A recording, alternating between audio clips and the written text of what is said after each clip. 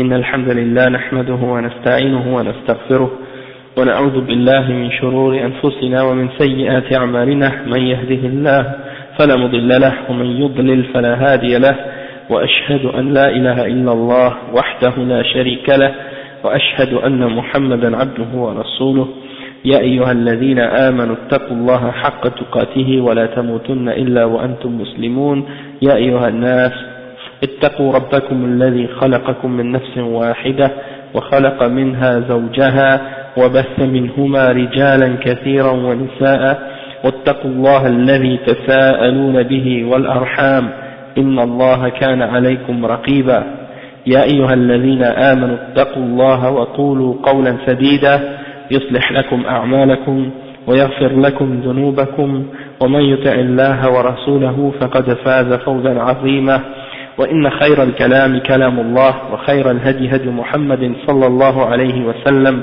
وإن شر الأمور محدثاتها وكل محدثة بدعة وكل بدعة ضلالة وكل ضلالة في النار أما بعد.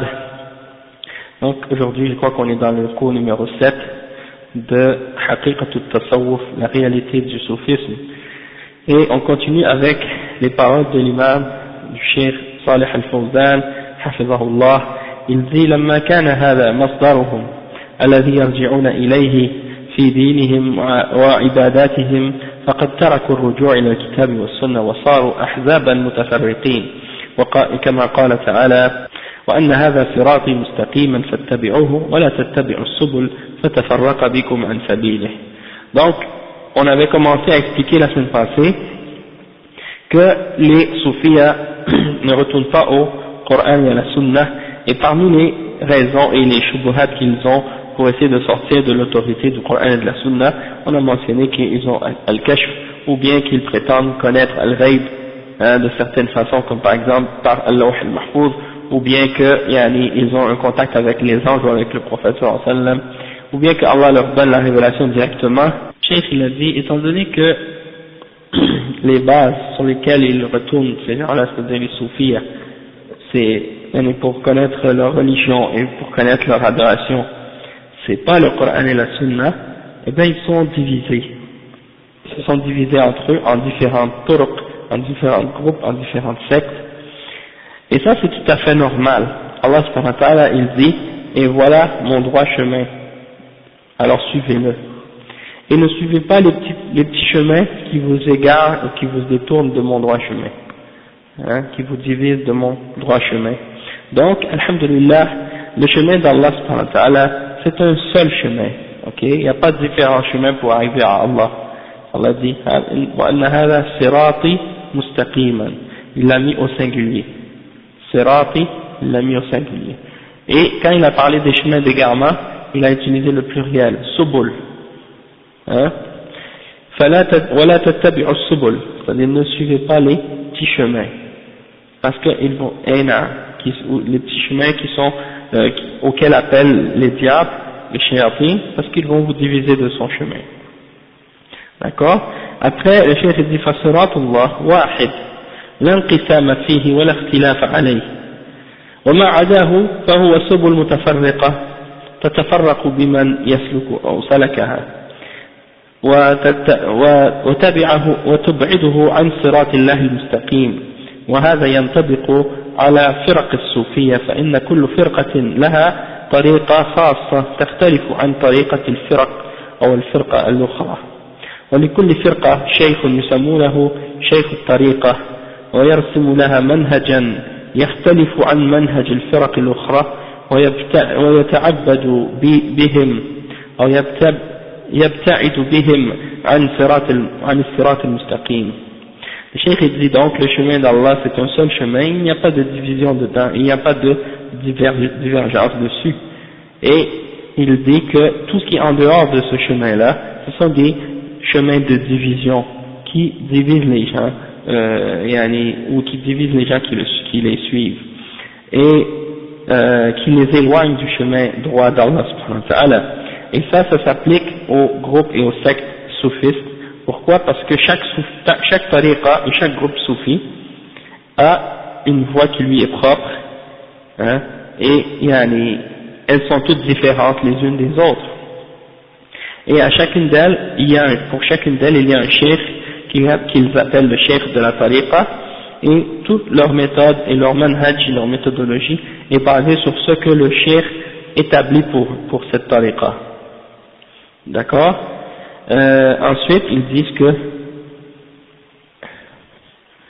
chaque tariqa a un manhaj différent de l'autre tariqa.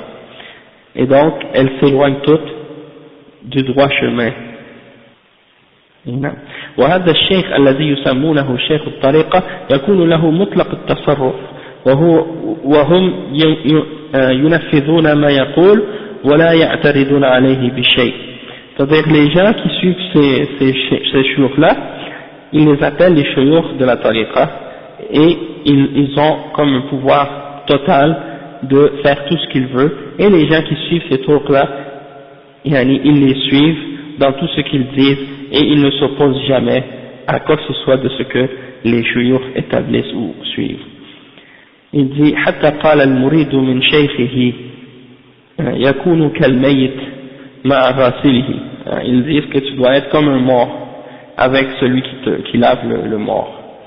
Celui qui lave, qui est mort et que quelqu'un le lave, ben c'est celui qui ne va pas s'opposer ou dire quoi que ce soit parce qu'il est mort. Donc ça veut dire que tu dois être comme un mort devant le cheikh. Tu ne dois pas avoir aucune volonté, aucune opinion, aucune réaction ou quoi que ce soit. Et tu dois rester avec lui et obéir à tout ce qu'il te demande. Et le cheikh dit وقد يدعي بعض هؤلاء الشيوخ أنه يتلقى من الله مباشرة ما يأمر به مريديه وأتباعه. Donc le cheikh il dit quoi? Il dit que certains, même parmi ces shuyukh-là, ils prétendent qu'ils reçoivent directement les choses qu'il leur donne à ses fidèles, ils les reçoivent directement d'Allah subhanahu wa ta'ala, comme on avait mentionné des choses à ce sujet-là la dernière fois. Là on va mentionner un exemple de ça, peut-être ça peut être utile, des paroles du cheikh Mohammed Jamil Zainou, qui est professeur à Dar al-Hadith à Mecca al-Mukarrama. Cheikh Mohammed Jamil Zainou, c'est un cheikh qui est d'origine syrienne et il a grandi dans le soufisme. Okay? Il a grandi en Syrie et il a étudié avec la plupart des Turcs soufis en Syrie. Puis après, il a connu le tawhid, il a connu la da'wa de Muhammad Abdul Wahhab et les livres des ulama de Ahl Sunnah wal Jama'a qui parlent du tawhid et qui parlent de la sunna, et il a fait tawbah, il s'est repenti du shirk et des bid'ah, et il est devenu un parmi les shuyukh salafiyin maintenant qui font le da'wa et qui enseignent l'islam à Mecca. Donc le cheikh il explique que quand il était petit, il était Naqshbandi en premier. Après, il a étudié avec d'autres Turcs comme Al-Shaziliya, et après également avec Al-Qadiriyya, et également par la suite avec Al-Rifa'iyya. Donc il a fait plusieurs Turcs soufiyya. Il dit كنت منذ الصغر أحضر الدروس في المساجد وحلقات للذكر وقد شاهدني شيخ الطريقة النقشبندية فأخذني إلى زاوية المسجد وبدأ يعطيني أوراد الطريقة النقشبندية ولكن لصغر سني لم أستطيع أن أقوم بما أمرني به من الأوراد إلا أنني أحضر مجالسهم مع أقاربي في الزوايا وأسمع ما يقولون من القصائد والأناشيد وحينما يأتي ذكر اسم الشيخ كانوا يصيحون بصوت مرتفع فيزعجني هذا الصوت المفاجئ في الليل ويسبب لي الرعب والمرض. Cheikh dit quand j'étais petit, j'assistais aux cours dans une des mosquées et les cercles de dhikr.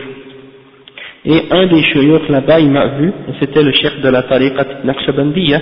Alors il m'a pris à la zawiya, dans l'espace de la mosquée, et il a commencé à me donner les awrad, c'est-à-dire le wird de la tariqa Naqshbandiyya. C'est-à-dire les formes de dhikr que quelqu'un doit répéter quand il rentre dans cette tariqa. D'accord? On va en parler tout de suite après, Inch'Allah. Donc il dit que, à cause de son jeune âge, il n'était pas capable de suivre et de faire tout ce que le cheikh lui avait ordonné de faire, mais il assistait aux cours et aux trucs de zikr que les soufis a organisé avec ses proches, et ils se réunissaient ensemble, puis ils chantaient, et ils faisaient les anachid, et ils récitaient les poésies ensemble, et lorsqu'ils mentionnaient le nom du cheikh, ils commençaient à crier, commençaient à crier tout d'un coup là, avec une voix très forte. Alors lui il dit que ça le dérangeait, d'entendre les gens commencer à crier comme ça tout d'un coup dans la nuit, et ça lui créait beaucoup de problèmes comme la peur et également de tomber malade parfois même. وعندما تقدمت في السن بدأ قريب لي يأخذني إلى مسجد الحي لأحضر معه ما يسمونه الختم، فكنا نجلس على شكل حلقة، وأخذ الشيوخ يوزع علينا الحصى ويقول الفاتحة الشريفة الإخلاص الشريف، فقرأ بعدد الحصى سورة الفاتحة والإخلاص والاستغفار والصلاة على النبي صلى الله عليه وسلم بالصيغة التي يحفظونها، وأذكر منها اللهم صل على محمد عدد الدواب، ويقولونها جهرا آخر الذكر، بعدها عدد الدواب، ويقولونها جهرا آخر الذكر، وبعدها يقول الشيخ الموكل بالختم الرابطة الشريفة، يقصدون بها ما يتصور شيخهم في حال ذكرهم، لأن الشيخ يربطهم بالله في زعمهم، فكانوا يهمهمون ويصيحون ويعتريهم الخشوع، حتى إن أحدهم شاهدته يقفز فوق رؤوس الحاضرين من مكان مرتفع من شدة وجده، فكأنه البهلوان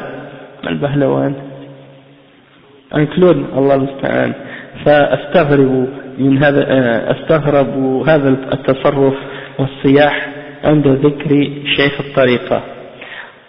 Donc il dit que qu'est-ce qui se passait là dans ces cérémonies-là. Une fois il dit que quand il était devenu un peu plus vieux, son frère ou quelqu'un de ses proches l'amenait dans la mosquée de son quartier pour assister justement au khatm, qu'est-ce qu'ils appellent le khatm.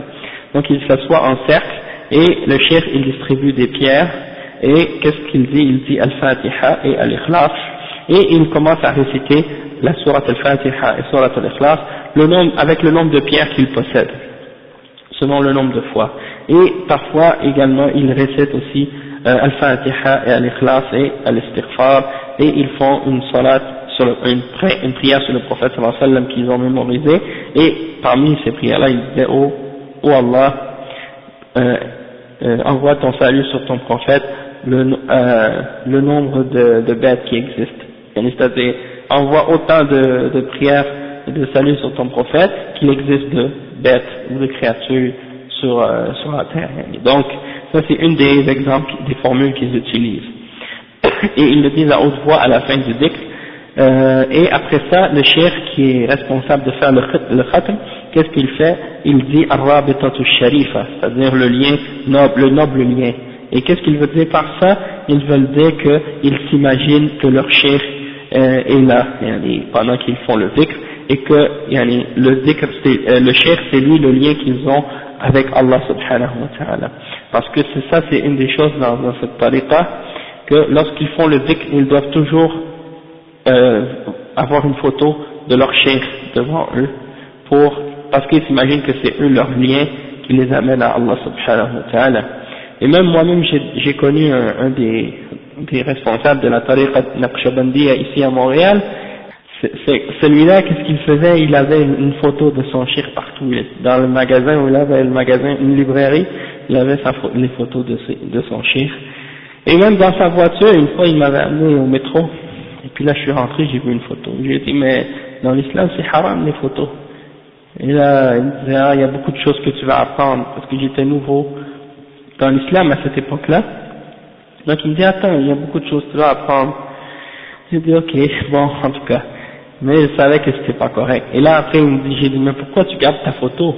Il me dit cette photo, j'ai dit pourquoi tu la mets même dans ta voiture? Il me dit mais c'est parce que quand je fais mon dhikr, je me concentre, je regarde cette photo là, etc. Donc moi je lui ai dit mais ça c'est pas correct, tu vois. Tu ne dois pas te concentrer sur une photo quand tu fais le dhikr d'Allah subhanahu wa ta'ala. Quelque chose de pas normal là-dedans. Donc, ça c'est un exemple parce que, comme j'ai dit, ça c'est une des formes de contradiction à l'islam qu'ils font, d'imaginer leur chef lorsqu'ils parlent d'Allah. Et donc, quand ils mentionnent, il dit après, quand ils font cette histoire-là de Ar-Rabit al-Sharif, le noble lien qu'ils ont avec leur chef, après là, qu'est-ce qu'ils font? Ils commencent à faire Yuhamhimoun, c'est-à-dire ils font comme un son là, c'est ça?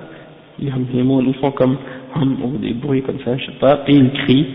Et ils commencent à avoir une sorte de khushu', une concentration, une certaine concentration, et quand ils arrivent à cet état-là, ils commencent à faire des choses vraiment un peu folles. Même il y en avait un qui sautait par-dessus la tête des gens qui étaient là, et il sautait d'un endroit élevé, et puis étant donné qu'il rentrait dans une sorte de transe, c'est ça, là il commence à agir comme ça, un peu comme un clown. Et donc les gens, lui il dit qu'il trouvait ça très étrange de voir cette attitude-là, et de les entendre crier lorsqu'ils mentionnaient le nom de leur cheikh. Alors il dit وَدَخَلْتُ مَرَّةً عَلَى بَيْتِ قَرِيبِ هَذَا فَسَمِعْتُ نَشِيدًا من جماعة الطريقة النقشبندية يقولون فيه دلوني بالله دلوني على شيخ النصر دلوني اللي يبري العليل ويشفي المجنون. Donc, c'est-à-dire, montrez-moi, par Allah, montrez-moi ce cheikh-là, le cheikh de la victoire, montrez-moi celui qui guérit, celui qui est malade, et qui peut également guérir celui qui est fou, etc. Donc, c'est comme s'il demande, il croit que quelqu'un d'autre que Allah subhanahu wa ta'ala a la capacité de guérir ou des choses comme ça. Après il dit ووقفت على باب البيت ولم أدخل وقلت لصاحب البيت هل الشيخ يبري العليل ويشفي المجنون قال نعم. Il dit je suis pas rentré dans la maison mais je suis resté devant la porte et je suis pas rentré, et j'ai dit à la personne qui était propriétaire de la maison, est-ce que le cheikh guérit celui qui est malade et celui qui est fou? Il dit oui. قلت له الرسول عيسى بن مريم عليه السلام الذي أعطاه الله معجزة أحياء الموتى وشفاء الأكمة والأبرص يقول بإذن الله، فقال لي وشيخنا يفعل بإذن الله.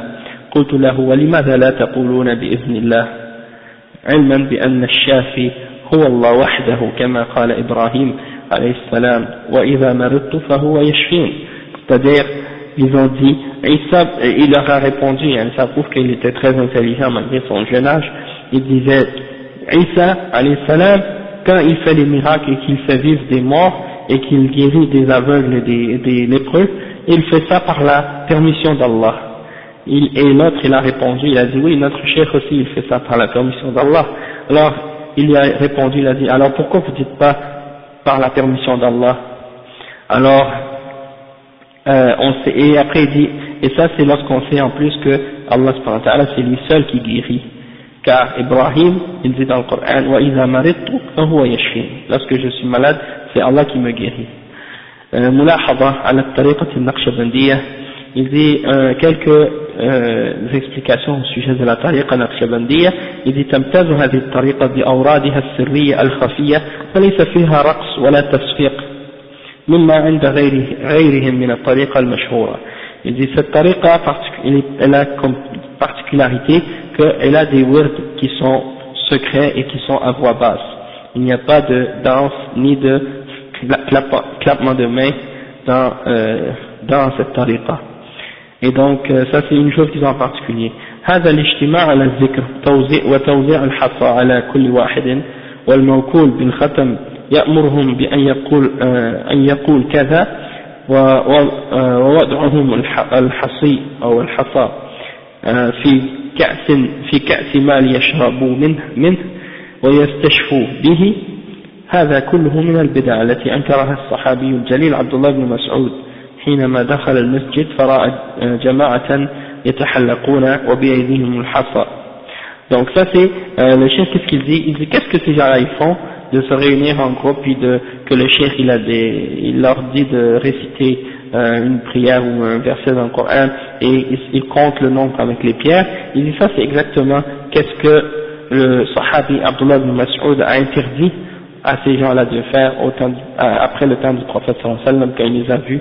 Il a vu des groupes de gens assis en cercle dans la mosquée, et dans chaque cercle, il y avait quelqu'un avec un nombre de pierres, et il disait par exemple, dites Allahu Akbar 100 fois, dites Alhamdulillah 100 fois, et donc il comptait les pierres avec les pierres, etc. Et Abdullah ibn Mas'ud il est rentré, et il leur a dit, qu'est-ce que vous faites? Comme si pour dire, qu'est-ce que vous faites, c'est contraire à la sunna.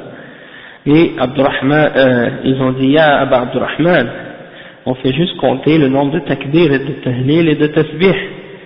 Alors, Abdullah ibn Mas'ud, il les a comme réprimandés d'avoir fait ça, et il leur a montré que qu'est-ce qu'ils font, c'est contraire à qu'est-ce que le prophète sallallahu alayhi wa sallam a enseigné, et contraire à l'exemple des grands sahaba également. Donc, il leur a montré que ce qu'ils faisaient, c'était une porte ouverte pour l'égarement. Et donc, ça c'est exactement ce que ces soufis-là faisaient, et donc c'est une bid'a, sans aucun doute.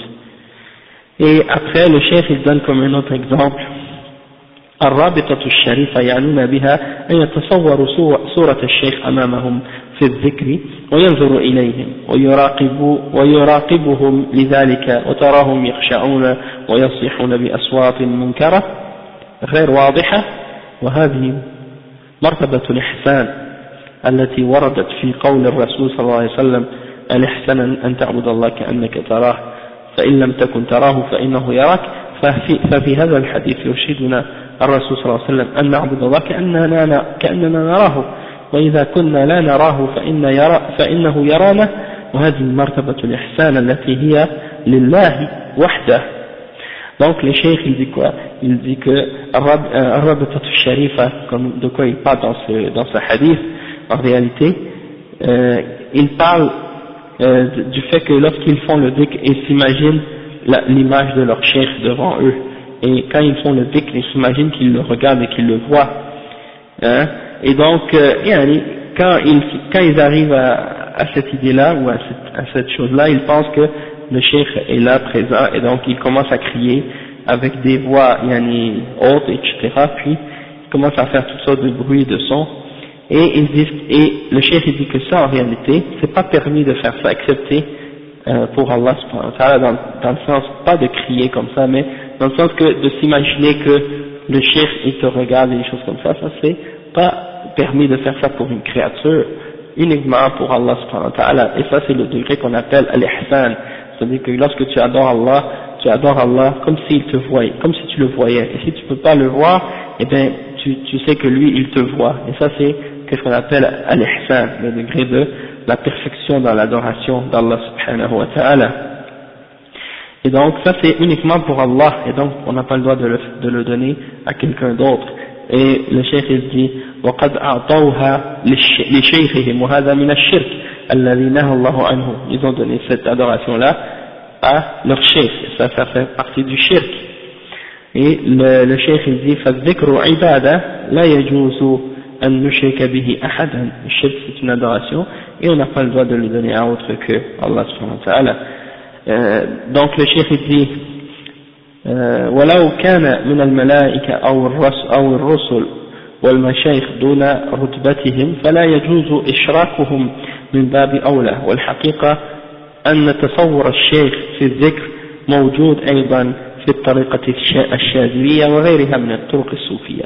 Il dit qu'en réalité, cette idée-là de s'imaginer le cheikh lorsqu'on fait le dhikr et d'imaginer qu'il est présent, ça existe également dans d'autres comme Ash-Shadiliya et beaucoup d'autres. Après il parle des cris que les soufis font. Il dit والصياح الشديد الذي يعتريهم عند ذكر الشيخ أو طلب المدد من غير الله كأهل البيت ورجال الله هو من المنكرات بل هو من الشرك المنهي عنه. نعم. Donc le cheikh il dit que le fait de faire des cris comme ça et d'agir de cette façon-là lorsqu'ils invoquent autre qu'Allah, ça il n'y a pas de doute que ça c'est shirk, et en plus même de faire le dhikr avec des voix en criant comme ça, il dit ça c'est contraire même, le fait que tu fais ça c'est quelque chose qui est munkar, c'est quelque quelque chose qui est contraire à l'islam. Et il montre des exemples comme ça, comme le hadith du prophète sallallahu alayhi wa sallam qui dit, lorsque vous adorez Allah, vous n'adorez pas quelqu'un qui est absent et qui est absent et qui vous entend pas. En fait, il est sami'an qarib, wa huwa ma'akum, c'est-à-dire il entend, il est audient et il est proche et il est avec vous. Donc ça veut dire il n'y a pas besoin de crier et donc des choses comme ça. Et il mentionne d'autres exemples et il donne des exemples il parle ici de al-ghulu fi shaykh, وَاعْتِقَادُهُمْ أَنَّهُ يَشْفِي. Il montre que ça c'est contraire à l'islam, que d'exagérer au sujet du chef et de croire qu'il peut te guérir, car c'est seulement Allah subhanahu wa ta'ala qui guérit. Il parle également de d'autres exemples qui lui sont arrivés dans la tariqa shaziliya et il parle également des exemples qui lui sont arrivés également dans la tariqa al-qadiriyya et après il parle de la tariqa al-rifa'iyya. Donc on ne va pas mentionner tous les exemples, je pense que l'exemple qu'on a eu c'était suffisant. Il parle également d'une autre tariqa qui s'appelle la tariqa al-mawlawiyya. Donc subhanallah, il y avait toujours des contradictions dans chacune de ces turuq. Donc après il explique comment il a découvert le tawhid. Puis le titre du livre c'est Kayfa ihtadaytu ila at-tawhid wa as-sirat al-mustaqim. Donc il explique l'histoire de sa conversion à la sunna et à la vraie islam. Parce qu'on sait que quelqu'un qui est né dans le soufisme ou dans d'autres bid'ah ou dans la religion des chiites ou bien dans d'autres groupes d'égarements, lorsqu'il a grandi là-dedans, il n'a pas connu l'islam, le vrai. Il a seulement connu des exemples de dalal et de shirk et de superstition. Et donc quand il commence à connaître la vérité de l'islam, c'est comme s'il se convertait à l'islam pour la première fois. C'est comme si il redevient musulman. Et donc ça aussi c'est une grande chose. Et donc pour compléter le sujet qu'on vient de commencer en parlant de l'exemple du cheikh Jamil Zainou, on va rentrer justement dans la question des azkar et des awrad que les soufis inventent. Le cheikh Al-Fawzan il dit al-iltizam ou iltizam azkar ou awrad yada'uha lahum shaykhuhum فيتقيدون بها. يقول من دين الصوفية التزام أذكار وأوراد يضعها لهم شيوخهم فيتقيدون بها ويتعبدون بتلاوتها وربما فضلوا تلاوتها على تلاوة القرآن الكريم ويسمونها ذكر الخاصة. Okay. Les soufis ils ont établi pour eux-mêmes des sortes de dhikr et des formes de dhikr qu'ils doivent réciter à certains moments de la journée qui sont particuliers pour eux, et c'est leurs chouurs qui les ont établis. Et ils se limitent à ces dhikrs-là qu'ils ont reçus de leur cheikh, et c'est par ces récitations-là qu'ils adorent, qu'ils croient adorer Allah subhanahu wa ta'ala. Et parfois même, ils peuvent préférer de réciter ces formes de dhikr-là plus que le Coran al-Karim, et ils appellent ces formes de dhikr le dhikr des élus ou bien des gens qui sont particuliers, qui sont choisis. Donc le cheikh dit أما الذكر الوارد في الكتاب والسنة فيسمونه ذكر العامة. Le dhikr qu'on a connu dans le Coran et dans la Sunna, pour eux ça c'est le dhikr des gens ordinaires, mais eux leur dhikr qu'ils font c'est dhikr al-khassa, c'est le dhikr des gens plus particuliers. فقول لا إله إلا الله عندهم هو ذكر العامة، أما ذكر الخاصة فهو الاسم المفرد الله، وذكر الخاصة ذكر خاصة الخاصة هو. C'est-à-dire le dhikr pour les gens ordinaires c'est quoi? C'est de réciter ou de répéter la ilaha illallah. Ça pour eux c'est le dhikr des gens ordinaires, musulmans ordinaires. Ensuite il y a le dhikr des gens plus particuliers, et ça c'est de réciter le nom d'Allah toute seule. C'est-à-dire tu dis juste Allah, Allah, Allah, Allah comme ça, le nombre de fois Allah. Donc après il y a un autre dhikr, c'est dhikr khassatul khassa, c'est-à-dire le dhikr particuliers parmi les particuliers, des gens des élus parmi les élus, c'est-à-dire au lieu de dire Allah, Allah, Allah, tu dis Hu, Hu, Hu, Hu, comme ça, juste Hu, hein. Donc, ça c'est des exemples. Le cheikh, il mentionne les paroles de Cheikh l'Islam Ibn Taymiyyah, il dit ومن زعم أن هذا أي قول لا إله إلا الله ذكر العامة وأن ذكر الخاصة هو الاسم المفرد وذكر خاصة الخاصة هو أي الاسم المضمر فهو ضال مضل. Il dit celui qui croit que la ilaha illallah c'est le dhikr des musulmans ordinaires et que le dhikr des gens plus particuliers c'est de mentionner Allah toute seule, et le dhikr des gens encore plus particuliers parmi eux c'est de dire Hu, hein, et bien celui-là c'est un égaré qui égare les gens. Et واحتجاجهم ببعضهم على ذلك بقولهم قل الله ثم ذرهم في خوضهم يلعبون من أبين غلط هؤلاء بل من تحريفهم للكلمة عن مواضعه، فإن الاسم الله مذكور في الأمر بجواب الاستفهام في الآية قبله وهو قول من أنزل الكتاب الذي جاء به موسى نورا وهدى للناس إلى قوله قل الله أي هو الله هو الذي أنزل الكتاب الذي جاء به موسى. Et qu'il se base sur un verset qui est dans Surat Al-An'am, le verset 91, qui dit Allah, puis ensuite laisse-les dans leur discussion, quand ils jouent dans leur discussion, ils s'amusent dans leur discussion. Mais en réalité, le cheikh dit que ça c'est une erreur claire, et en même temps c'est une forme de déformation des mots hors de leur contexte. Parce que si on retourne au verset, et le verset qui est mentionné avant ce verset-là, ça dit quoi? Ça dit qui a fait descendre le livre avec lequel est venu Moussa, une lumière et une guidance pour les gens, jusqu'à ce que Allah dit c'est Allah. Hein? Qulillah. C'est-à-dire c'est Allah qui a fait descendre le livre avec lequel est venu Moussa. Donc ça veut pas dire, c'est pas juste pour dire comme dit Allah, comme eux ils utilisent ça comme preuve pour dire Allah, Allah, Allah, comme ça à l'infini ou au nombre de fois. Exactement, Allah il dit dans le Coran, comme le frère il dit fawailun lil musallin, que malheur à ceux qui prient ou qui font la salat.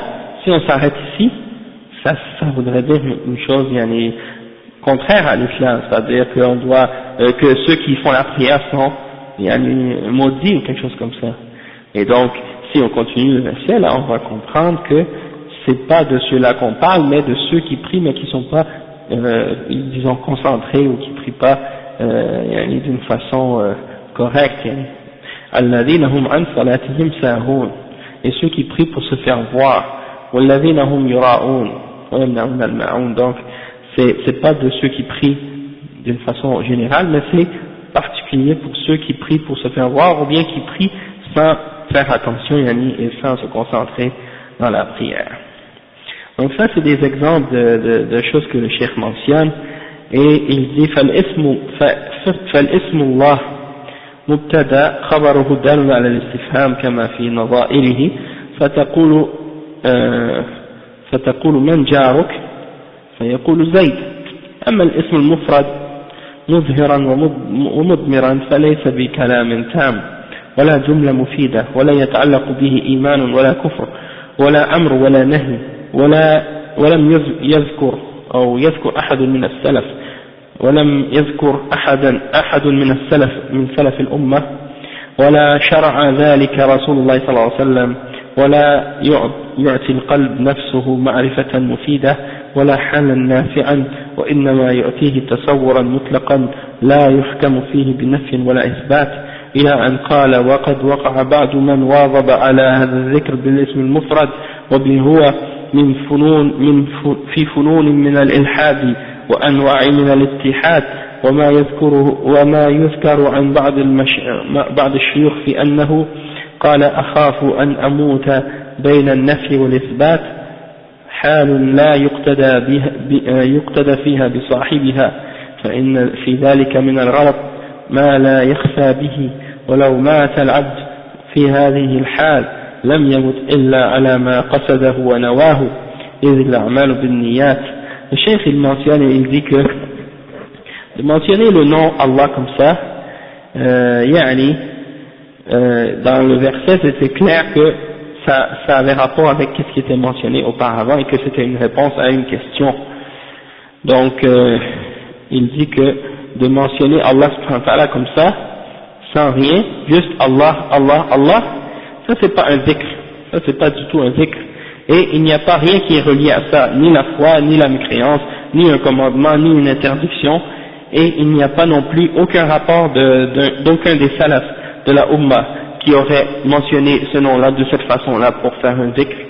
De même qu'on ne retrouve pas ça non plus dans l'exemple du prophète sallallahu alayhi wa sallam, et on voit que ça n'augmente pas le cœur d'aucune connaissance bénéfique, et ça ne fait pas atteindre à personne aucun état bénéfique non plus, et même que ça peut amener en réalité à toutes sortes d'imaginations ou des implications qui n'ont rien à voir avec ni l'affirmation ni la négation qui est impliquée par exemple le terme, l'idée de la ilaha illallah.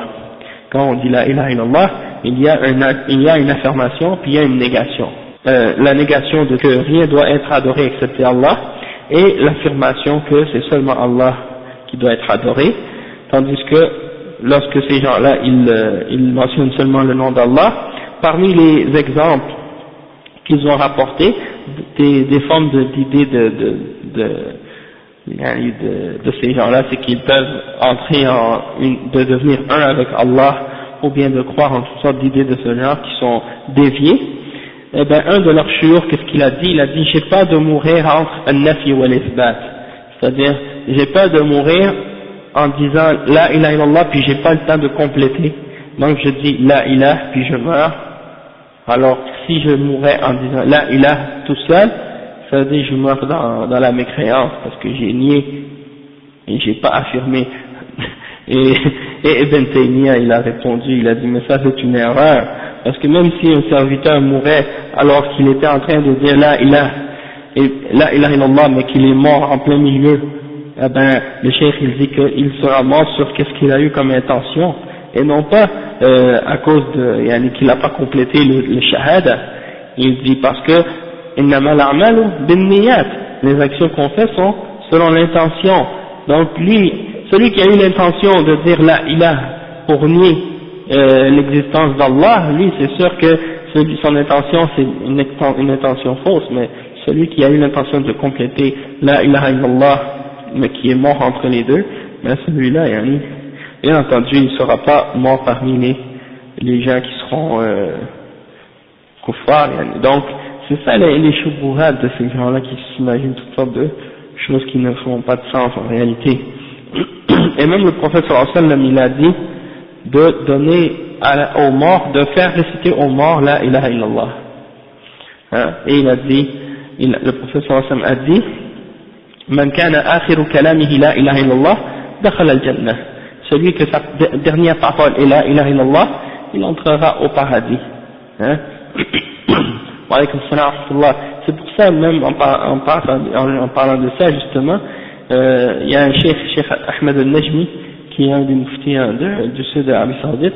J'écoutais une photo aujourd'hui de lui, et il a dit qu'il disait que Saddam Hussein, malgré qu'il est mort, dans le sens qu'il avait fait beaucoup de mal durant sa vie, etc., et qu'il était dans le Hizb al-Ba'ath et tout ça, mais ça c'était au début quand il avait beaucoup de pouvoir, etc., tandis qu'après ça, quand il était emprisonné, on ne sait pas qu'est-ce qui s'est passé, peut-être qu'il a changé pendant qu'il était en prison, etc., et puis avant de mourir, ça a été rapporté qu'il a fait le shahada, il est mort en disant la ilaha illallah.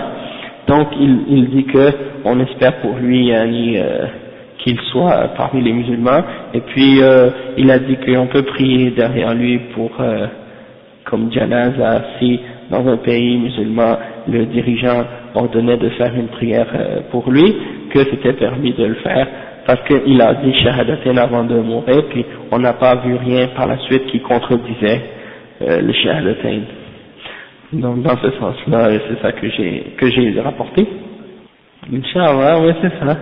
Donc c'est juste pour montrer que quand quelqu'un meurt, il dit la ilaha illallah avant de mourir, ça peut être une chose qui va le faire entrer au paradis.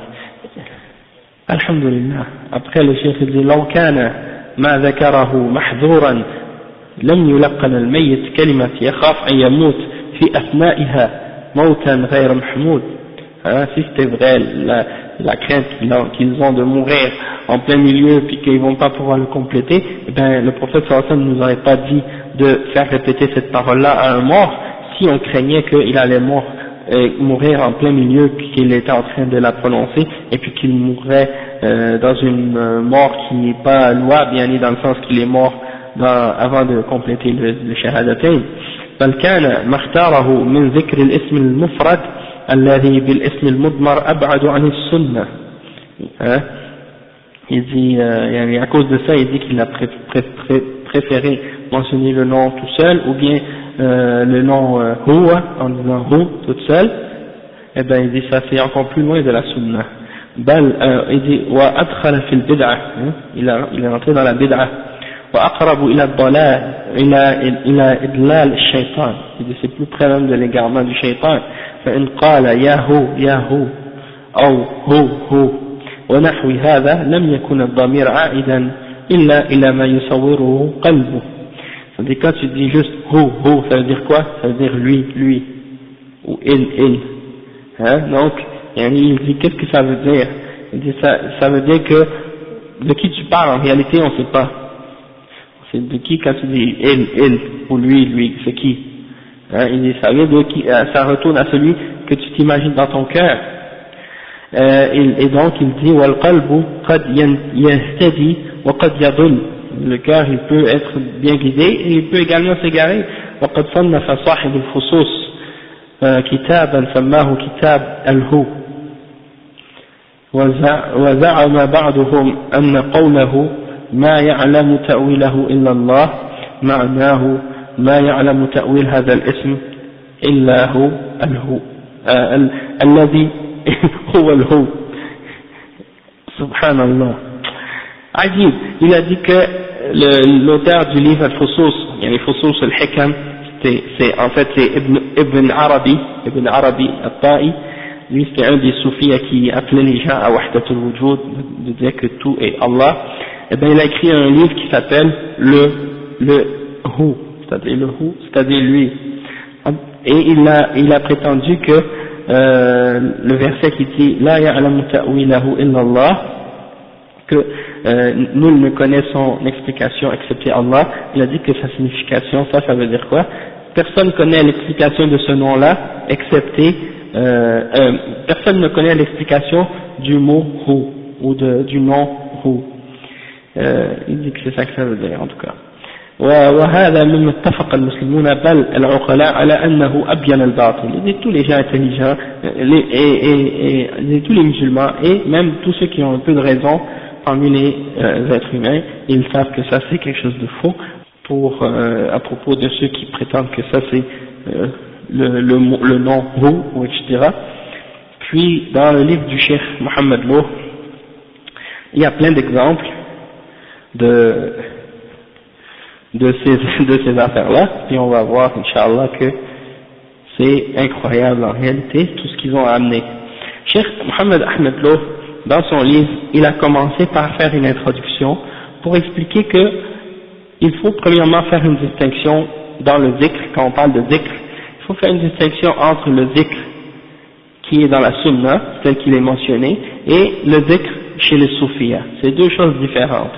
Et souvent c'est ça qui trompe les gens parce que les musulmans ils mentionnent toujours l'aspect que les soufis c'est des gens qui font beaucoup de dhikr.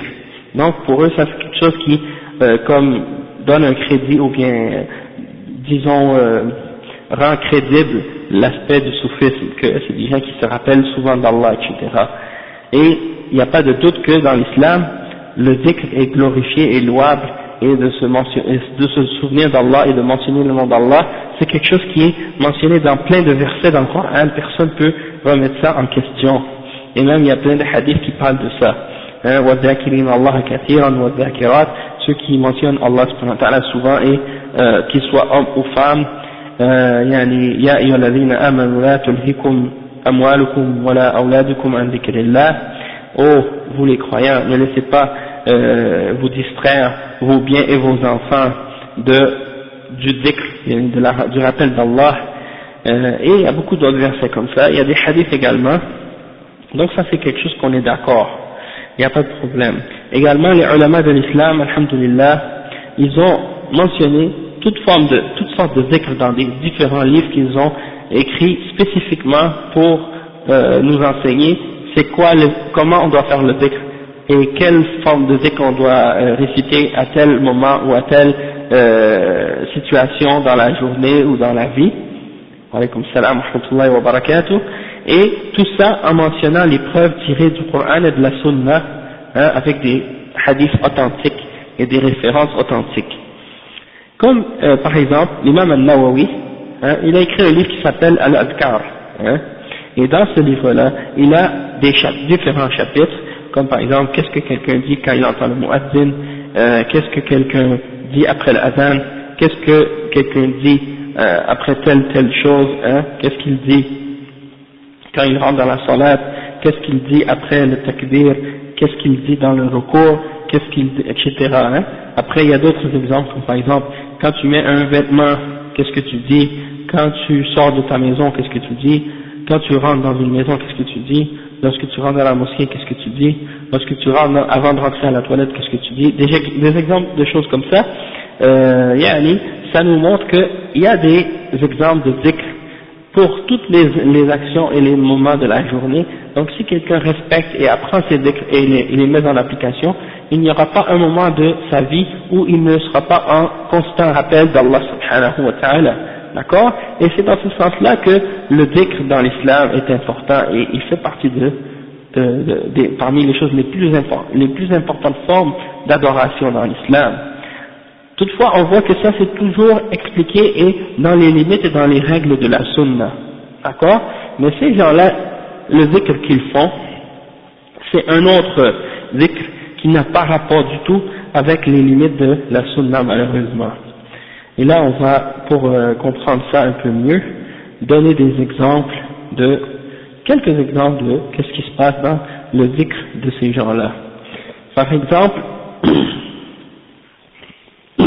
premièrement, pour les soufis, c'est pas suffisant que tu dises bon moi je vais faire du dhikr. Tu peux pas faire ton dhikr comme tu veux. Premièrement, ils disent que dans le dhikr soufi, les différences qu'il y a entre le dhikr des soufis et le dhikr chez les gens qui suivent la sunna, ils disent que le cheikh dit أن الألفاظ التي يتداولونها لم تؤثر عن المعصوم ولا شك أنها دون الألفاظ النبوية بل حتى تعابيرهم كثيرا ما تكون ضعيفة ولا تفيد شيئا أو تتضمن عبارات غير لائقة بالله تعالى أو بنبيه صلى الله عليه وسلم مثل قول صاحب الدلالات الخيرات اللهم صل على محمد عدد ما أحاط به علمك وأضعاف ذلك اللهم صل على محمد صلاة مكررة أبدا أضعاف ما أحصى علمك وهو قول لا يجوز في حق الله تعالى لأن علمه لا نهاية له حتى يطلب أضعافه ومثل قول صاحب الجوهرة واصفا النبي صلى الله عليه وسلم بالأسقم والمطلسم يعني وقد سبق قول الشنقيطي ولم يجوز إطلاق لفظ موهم نقصا على النبي صلى الله عليه وسلم مثل الأسقم وكذا المطلسم وما يدريك لعله كفر عنا الشريكة يعني. Donc il dit que parmi les exemples de dhikr chez les soufis, il dit c'est des paroles qu'ils ont inventées eux-mêmes et qui ne sont pas rapportées par le prophète sallallahu alayhi wa sallam, et il n'y a pas de doute que qu'elles sont disons inférieures en degré que les paroles qui sont mentionnées dans les hadiths et dans les paroles du prophète sallallahu alayhi wa sallam. Il dit que parfois même les expressions qui sont utilisées dans leur forme de dhikr et de dua sont des expressions faibles et qui ne signifient rien en réalité. Et même parfois il y a des expressions qu'il mentionne qui sont même, disons, rabaissantes pour Allah subhanahu wa ta'ala, et qui diminuent Allah subhanahu wa ta'ala, ou bien qui sont même une forme d'insulte pour Allah subhanahu wa ta'ala, comme par exemple quand ils disent, comme dans un livre qui s'appelle Dala'il al-Khayrat, il y a un dua là-dedans qui dit: oh Allah, envoie tes saluts sur ton prophète, le nombre de connaissances que tu possèdes et le double de cela.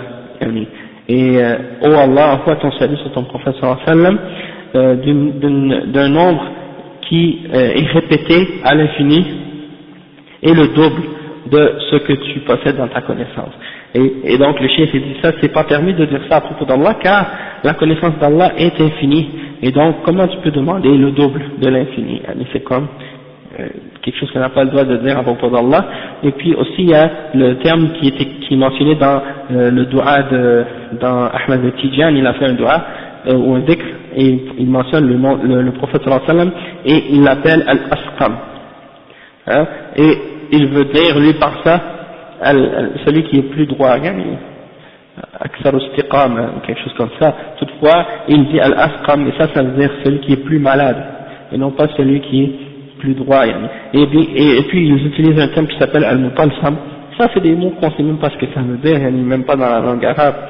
Et parmi les exemples de ça, je vous donne un exemple de dhikr ici que j'ai dans ce livre-là, qui est écrit par Amadou Tal, c'est un Tidjani du Sénégal, et il y a une prière qui s'appelle ici Salat al-Nur, la prière de la lumière.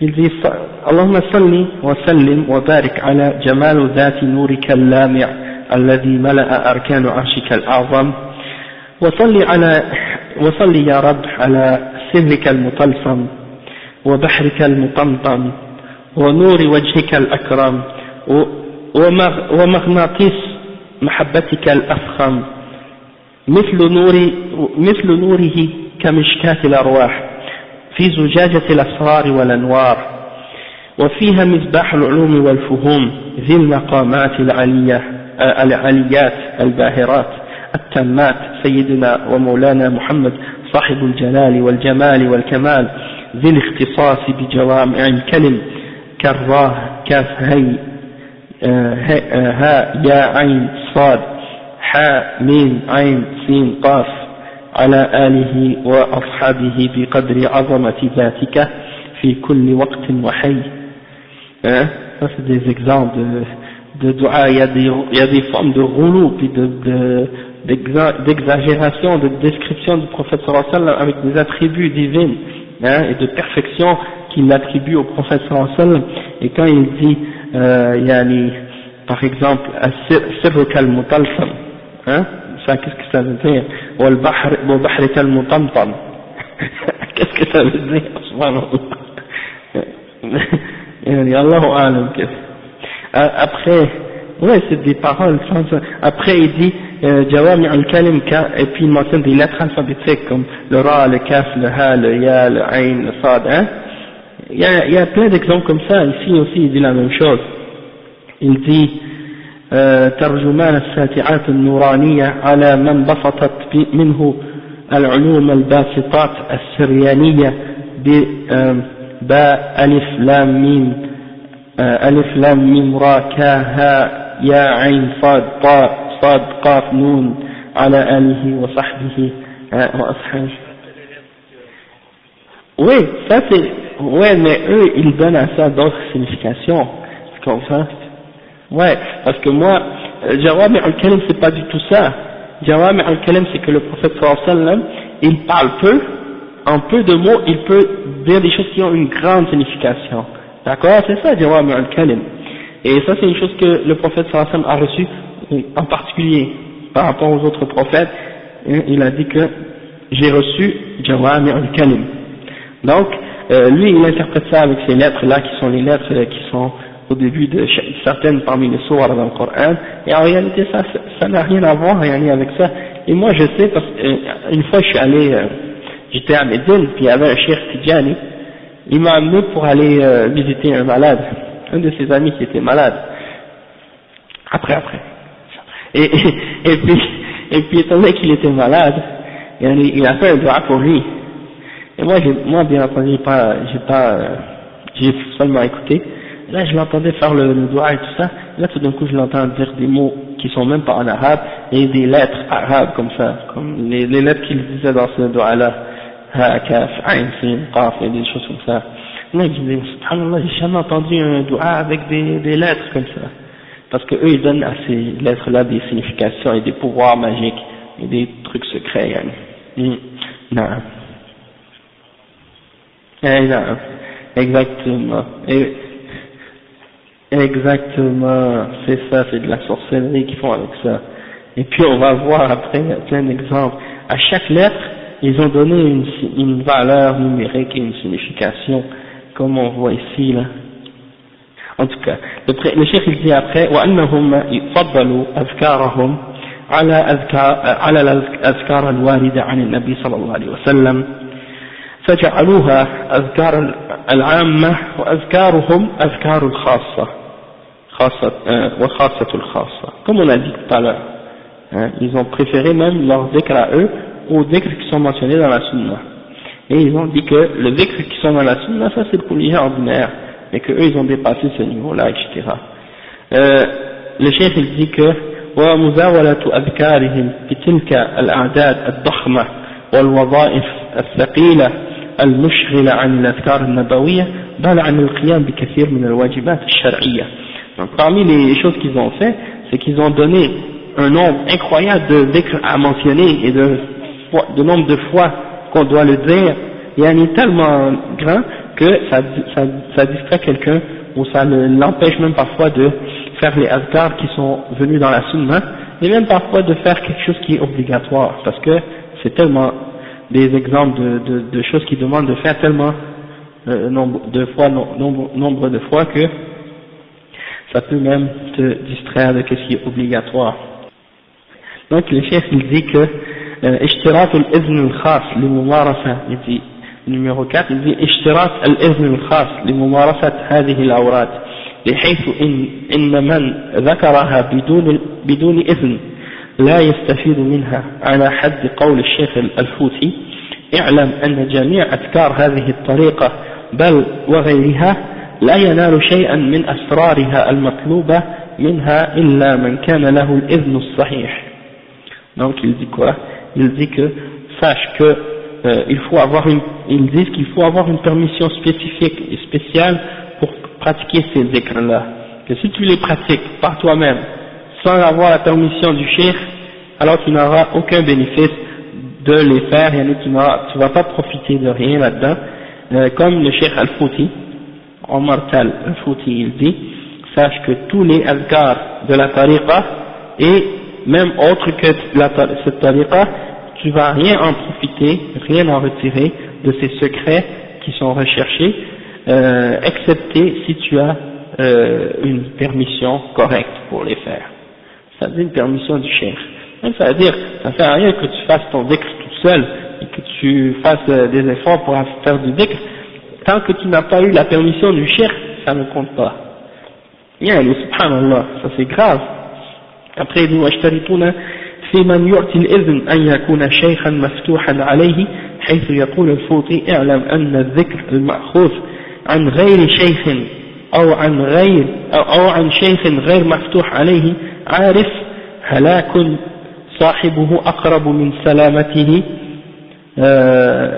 هلاك صاحبه أقرب من سلامته لا سيما أسماء الله تعالى.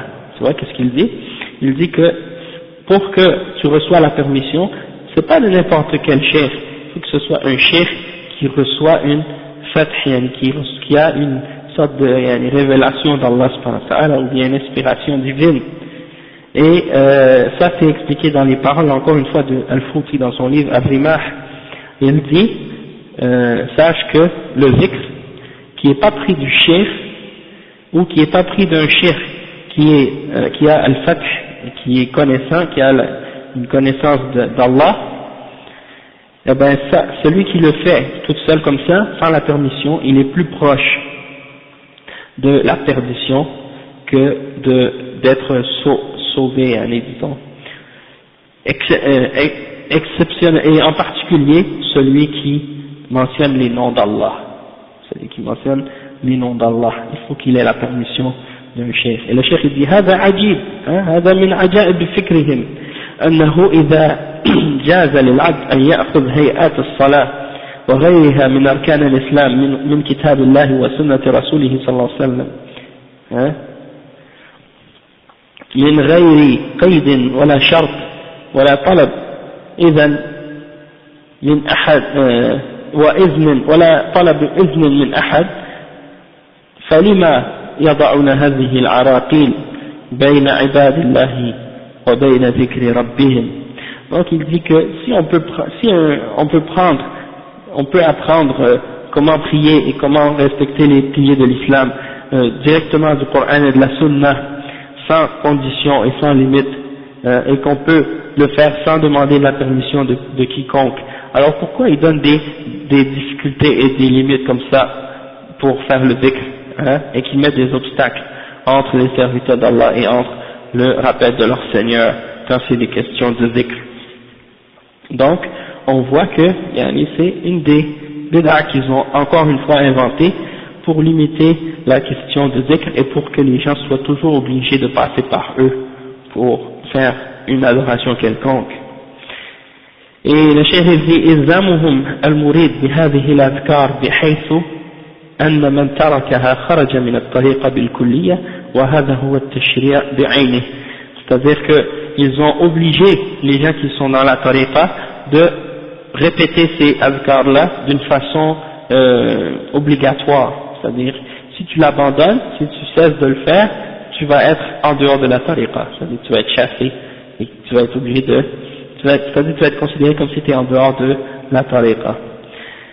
également تحديد الأوراد في كمياتها وكيفياتها وأوقاتها والمراد بكمياتها أعدادها فإن كان الشارع قد أطلق لفظ الذكر ولم يحدده بكمية وعدد معين فلا يصح تحديده ولا تعيينه ومن حدد أو عين فقد ابتدع.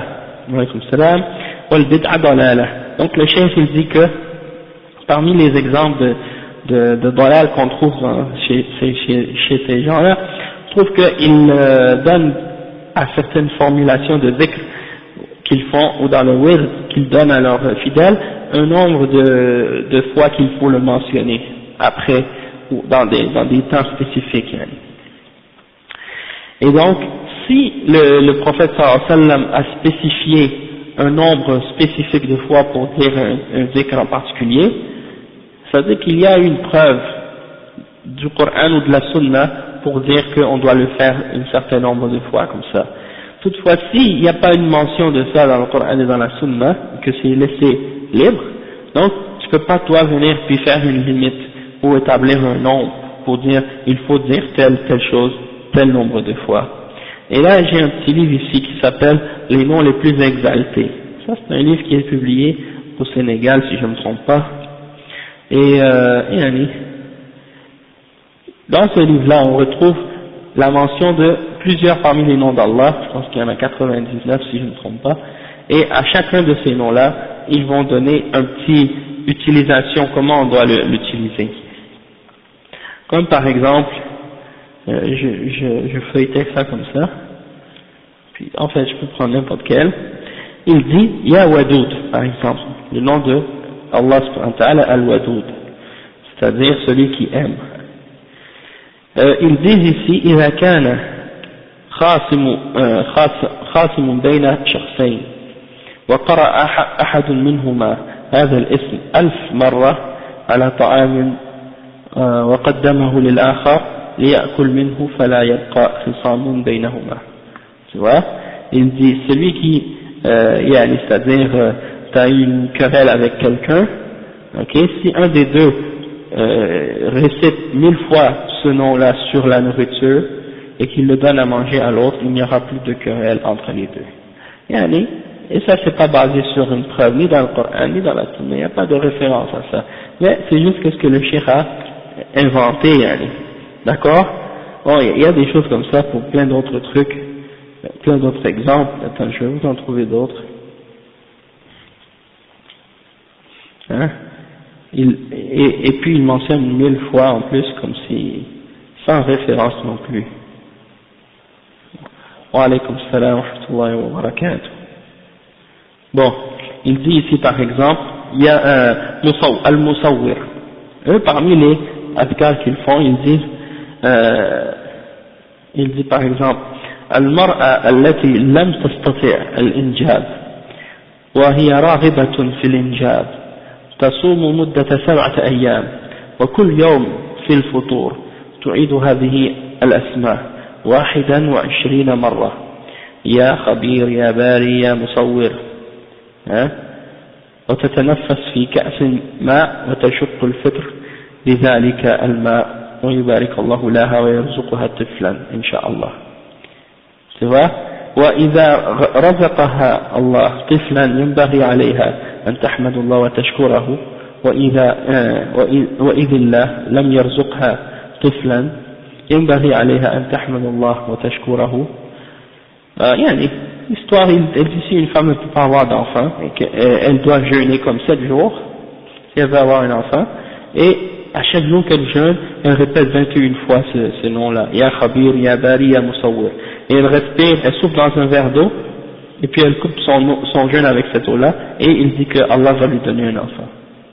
Tu vois, ça c'est des exemples de trucs que tu lis dans les livres des soufis, hein, et qu'ils enseignent aux gens et qu'ils demandent aux gens de respecter et de suivre, et qui n'ont aucune référence et aucun fondement ni dans le Coran ni dans la Sunna. Par exemple, ici, il y a Al-Awwal. Al-Awwal, c'est un des noms d'Allah qui est le premier. Et Al-Awwal wa Al-Akhir. Allah est le premier et le dernier. Il n'y a rien avant lui, il n'y a rien après lui. الذي يريد أن يكون له طفل أو يعود إليه إنسان في سفر فعليه أن يعيد هذا الاسم 1000 مرة لمدة 40 جمعة.